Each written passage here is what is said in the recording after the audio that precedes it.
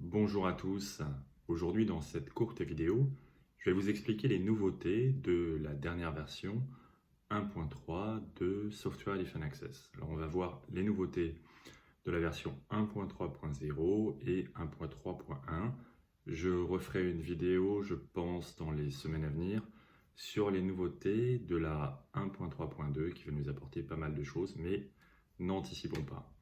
Alors, dans 1.3.1, on va trouver des choses assez intéressantes, notamment le support d'IPv6. Vous savez, on n'a plus d'adresse IPv4 dans la zone RIPE. Alors le RIPE NCC a loué ses dernières adresses IPv4 au début du mois de décembre. Donc là, si vous voulez espérer faire de la croissance sur Internet, n'espérez pas le faire en IPv4. Ou alors il va falloir racheter des adresses ou attendre patiemment que quelqu'un veuille bien les rendre. Voilà, il est peut-être temps de se mettre un petit peu à déployer IPv6, de poursuivre le déploiement. Et sur SD Access, rien de plus simple. De la même manière qu'on peut créer des pools d'adresses IPv4 ou alors les importer d'un IPAM type Infoblox, BlueCat, Efficient IP, de la même manière qu'on va pouvoir importer des adresses IPv4 ou créer des pools d'adresses IPv4 sur Data Center, eh bien on va pouvoir créer des pools d'adresses IPv6. Un pool d'adresses IPv6, donc un préfixe. Un préfixe, ça va être un terrain de jeu pour DNS Center pour dire, bah, écoute, voilà, ce préfixe t'appartient, maintenant tu vas pouvoir l'utiliser sur tes différents sites, sur tes différentes fabriques. D'accord? On va pouvoir créer notamment des pools d'IP, dual stack, IPv4, IPv6, et pour IPv6, on va pouvoir sélectionner si on veut être en DHCPv6 ou en Slack, enfin Stateless Address Auto Configuration. Voilà. Donc c'est quelque chose qui est très très simple, notamment vous pouvez très simplement partir d'un pool pur IPv4 et rajouter IPv6 et on va vous proposer de reprovisionner chaque fabrique, ça se fait en un clic et ça va tout simplement rajouter IPv6 sur les pools existants. Donc voilà pour le support d'IPv6. Alors ce qui est intéressant quand même à noter, c'est que toutes les policies que vous créez, je vous rappelle, vous faites des group-based policies dans Software Defined Access, vous ne travaillez pas sur l'IP, vous travaillez sur un groupe de sécurité. Et ce groupe de sécurité, il est complètement indépendant d'IP. Donc quand vous allez faire des policies entre des utilisateurs, par exemple dans un groupe développeur et un groupe marketing, et que vous allez vouloir filtrer les échanges entre ces groupes-là, vous ne travaillez pas sur l'IP. Peu importe le subnet sur lequel ces utilisateurs dans ces groupes sont connectés, eh bien vous allez pouvoir faire votre micro-segmentation. Et cette micro-segmentation, elle sera effective en V4 comme en V6. Et c'est vraiment intéressant, c'est-à-dire que toutes vos règles de sécurité, étant donné que vous les basez sur des groupes et non plus sur de l'IP, quand vous allez déployer IPv6, automatiquement vous allez être sécurisé. Vous n'avez rien à faire, votre sécurité est là immédiatement. Donc c'est quelque chose qui est vraiment intéressant, qui permet d'assainir quelque part la transition vers IPv6. Donc ça, c'était le premier point. Plus d'adresse IPv6, plus d'adresse IPv4, pardon. Vous êtes tranquille avec SD Access, vous êtes tranquille parce que vous pouvez très facilement adopter le protocole, j'allais dire le nouveau protocole Internet, mais le protocole courant de l'Internet, comme on devrait dire maintenant. Alors, ça, c'était la première chose importante en 1.3 qui est déjà sortie. Et on a déjà un déploiement en production en France, dans le milieu universitaire, un déploiement de Software Defined Access avec IPv6. Alors, quoi d'autre en 1.3? Quelque chose qui est extrêmement important, c'est la sortie de quelque chose qui s'appelle Access Control Application, ACA. Alors vous savez, dans DNS Center, vous avez régulièrement, on va publier des nouvelles applications sur un store. Alors ça ne s'appelle pas forcément un repository d'applications, sur lequel DNS Center va aller chercher éventuellement des nouveautés. Vous avez le choix de les installer ou pas. Donc là, on a publié une nouvelle application qui s'appelle Access Control Application qui vous permet d'améliorer grandement la manière avec laquelle on assure la micro-segmentation dans le réseau. Donc ça remplace le workflow existant de micro-segmentation que vous avez peut-être connu dans SD Access 1.1 et 1.2. Dans 1.3, on a une application avec on va dire, un rendu vraiment supérieur, notamment une matrice qui est claire pour réaliser la microsegmentation, pour savoir entre quel groupe et quel groupe exactement on applique les règles. Et surtout, ce qui est important de noter, c'est que dans la transition vers ce mode ACA, Access Control Application, ce qui se passe, c'est que c'est vraiment DNS Center qui est l'orchestrateur et qui va contrôler ISE. Il faut bien noter, c'est que c'est ISE au final qui va discuter avec le réseau pour appliquer cette microsegmentation. Identity Service Engine, c'est lui qui implémente la microsegmentation. Mais toute l'orchestration est faite depuis DNS Center. C'est DNS Center qui va, avec ACA, qui va aller piloter ISE pour mettre en place les règles de sécurité qui vont bien. Préalablement, vous pouviez toujours aller dans ISE, changer les règles de sécurité. Avec ACA, c'est terminé. C'est un mode master-slave. Il y en a un qui commande DNS Center. Et ISE, c'est le policy plane. C'est lui qui se charge d'implémenter la microsegmentation, mais tout est fait depuis le DNS Center. La création des groupes de sécurité est faite depuis le DNS Center. Tous les contrats sont créés depuis le DNS Center. Toutes les règles sont poussées depuis le DNS Center. Et sur ISE, alors vous avez une visibilité, mais vous ne pouvez plus modifier les règles et avoir le risque quelque part que deux personnes demandent des ordres contradictoires au réseau. Donc c'est quelque chose qui est extrêmement puissant, extrêmement intéressant. Et on sent que c'est que le début, qu'on va encore améliorer des choses côté microsegmentation. Mais c'est quelque chose qui était attendu pour pouvoir simplifier encore la manière de gérer la microsegmentation. Parmi les autres nouveautés que nous avons en version 1.3.1, on peut noter la capacité d'avoir plusieurs Virtual Network Guests. Je rappelle, dans SD Access, on va pouvoir créer des Virtual Networks qui permettent d'assurer une macro-segmentation, c'est-à-dire que deux utilisateurs ou deux endpoints dans deux Virtual Networks distincts ne peuvent pas communiquer entre eux directement dans la fabrique. C'est vraiment pour faire une étanchéité forte.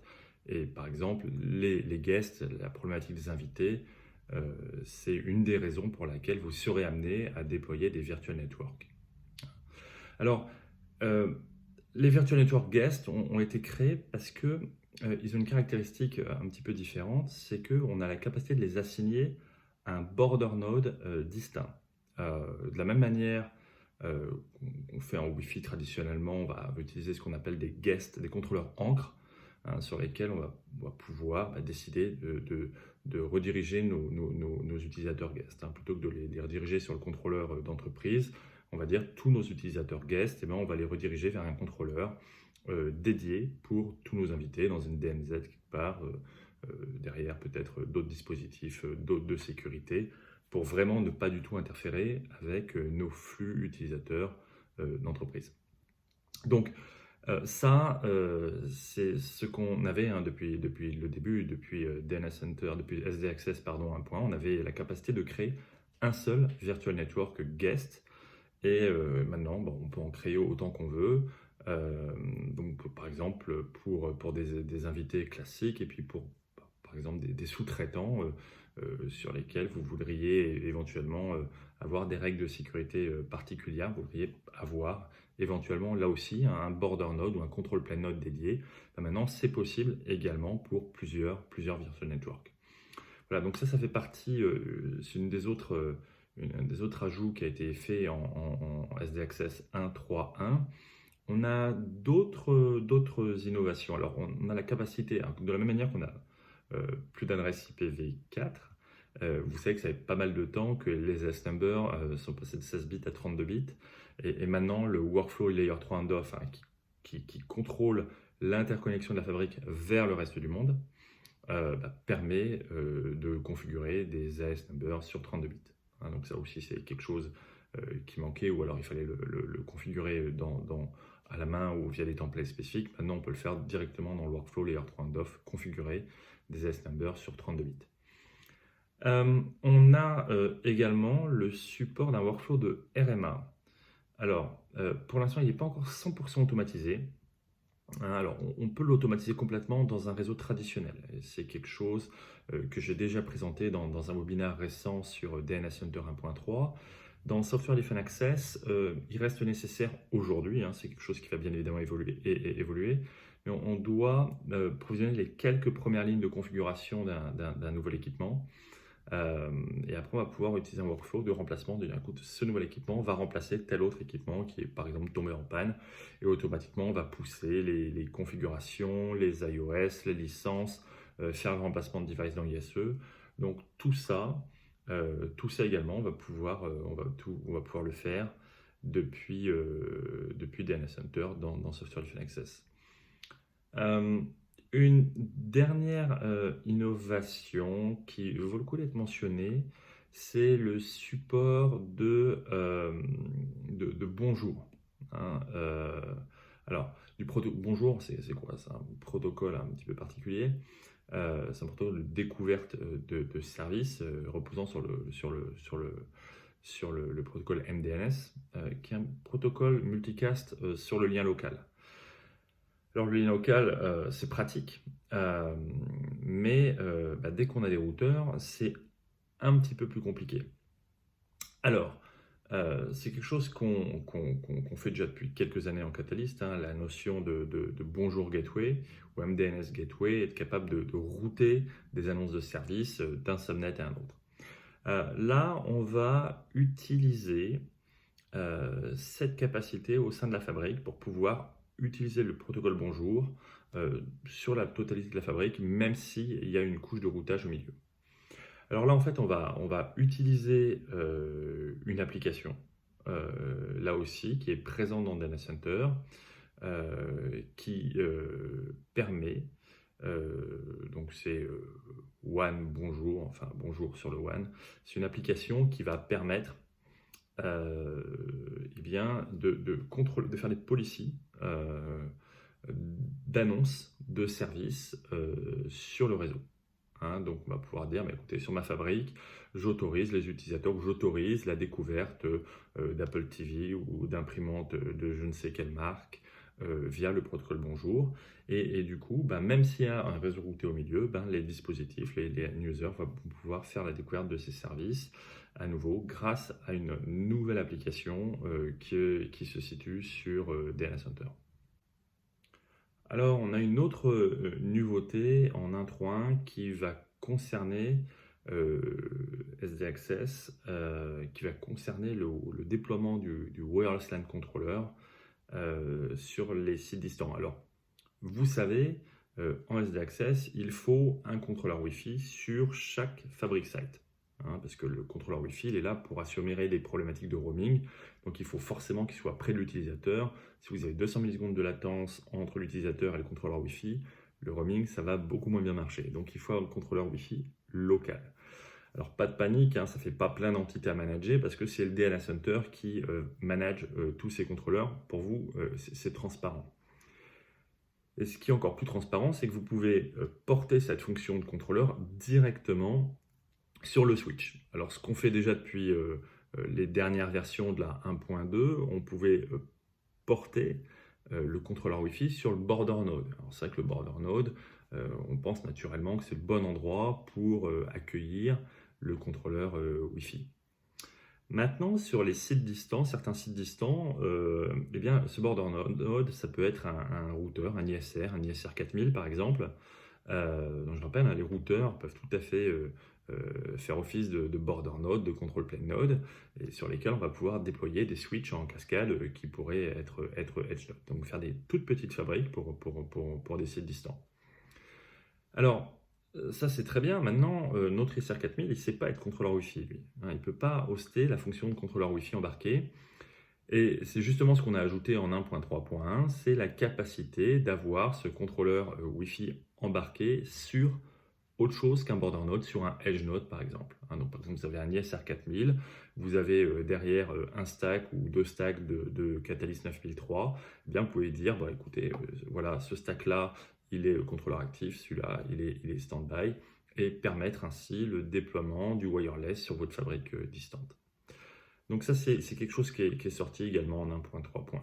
Voilà, alors j'ai fait le tour des nouveautés principales de SD Access en 1.3. Hein. Ce n'est pas toutes les fonctions de DNS Center. Il y a beaucoup d'autres choses qui sont arrivées dans DNS Center en 1.3 que je ne mentionne pas ici. Là, je me suis focalisé sur SD Access. Vous voyez qu'on n'en est on n'est plus sur les fonctions de base, hein. Le socle est très robuste, ce qui nous permet maintenant de développer plein de fonctionnalités très très rapidement pour adresser un maximum de use cases. Alors, j'espère que cette vidéo vous a plu. Si c'est le cas, n'hésitez pas, le pouce bleu, vous connaissez la règle, les commentaires, n'hésitez pas, tweeter, partager. Je vous remercie beaucoup pour votre attention et je vous souhaite à très bientôt sur Resoblog. Au revoir.